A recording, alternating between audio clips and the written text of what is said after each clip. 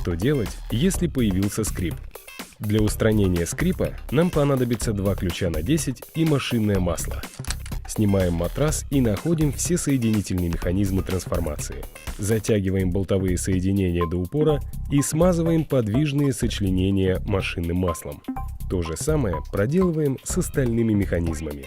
Вот и все. Диван снова готов к эксплуатации. Приятного вам дивана. Ваша Костабелла.